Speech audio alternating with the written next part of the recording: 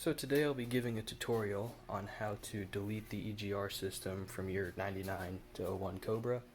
There's not a single video for this on YouTube that I'm aware of, so bear with me. I figured this terrible video will help some people. Sorry for my incorrect terminology later on, but these are all the parts you'll need, or tools I should say.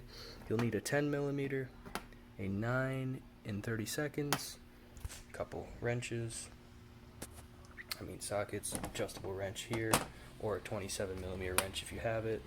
Impact will be pretty useful. You'll also need vacuum cap and vacuum connectors, as well as some WD-40 in my case. And when it's all said and done, this is everything you should have left over. Oh, you also need a jack and jack stands. One more thing you'll obviously need is your EGR delete kit. Mine was from Lethal Performance. I ended up not needing this piece, but it will come with the plate to block off your intake, and then of course the cap for your exhaust. First step would be to order a plate and cap kit. The plate goes over the hole where we will be taking the EGR off, and then the cap will go on your exhaust because there's a tube that runs down into your exhaust system, or exhaust manifold, and this cap will close off the gap that's left by it. So to start, you're going to want to jack your car up, take the wheel off on your driver's side, and the EGR tube is going to run down somewhere into your exhaust manifold, depending on if you have stock or aftermarket headers. Now, it all depends on what headers you're running. If you're running stock, the EGR tube will come down right into this pipe here. You'd simply unscrew it and put the cap on. But in my case, I have Cook's headers, and it is not there. So I'm going to take a look under here and see if I can find it. Ow. And there it is right there. So that is where the EGR would go into your exhaust pipe, but it looks like mine has already been welded or capped off.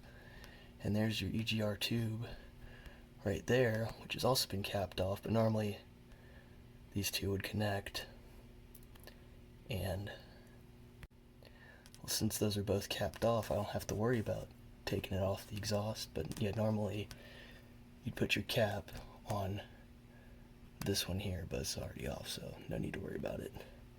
So in my case, since my EGR tube that goes down to the exhaust has already been capped off, I don't even need this, so the next step would just be to take this out completely. I'm going to jack the car down for this. Next, before we remove this, we are going to take off all the vacuum lines. I already did it. There's one on top of your EGR, and then two connected right onto this control solenoid. And then you can go ahead and disconnect electrical from it, as well as this piece back here. And you can decide what you want to do with those. I'm just going to tuck them. Alright, bear with me here. I'm just as lost as whoever's watching this. But the next part would be to take, I forget what this is called, off. Then your control module back here. It has two vacuum hoses in it. Just go ahead and pop those off. There's one, two. Alright, that's off. And then take the EGR off itself. Those bolts are seized in there, so I'm going to try some PV Blaster and be back in a minute. I forgot to mention the bolts holding this in and the control module back there are both 9/30 seconds, and the ones holding the EGR 10mm. I used WD-40 because I couldn't find PV Blaster. Just be careful you don't spray it all over your engine. Have a towel around it. A little bit leaked down there, but that's coming off anyway. So I'm going to let this sit for another minute and try to pry it off. Alright, with the help of WD-40, I was able to crack those off. Now, just gotta wiggle this on out of here. I may have to disconnect the EGR from the tube to get it out, but I'm gonna keep wiggling it and try to... Oh, there it is. There it is. Boom. So... Alright, here's all the stuff that'll be off the car so far.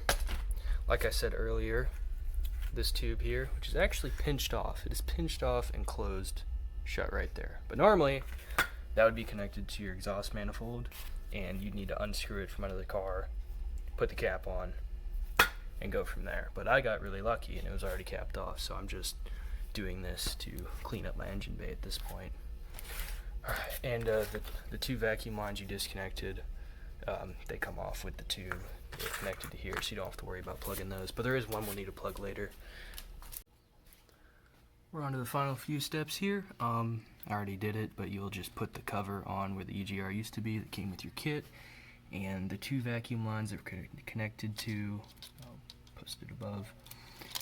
We're going to delete these two lines. The green line ends there. The red line, we're going to have to trace back and pull it off where it begins. So give me a second while I figure out where that is. Alright, so after cutting through this, your vacuum lines will look something like this. The red line, you're going to want to leave this line alone. The red line went into the back of this piece, which pops on there.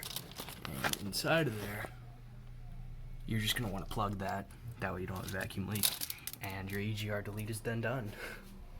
So what I did is get a vacuum line connection and cap kit, and just find one that about equals the size of the line you pulled out. And then I'm just gonna plug it right in there.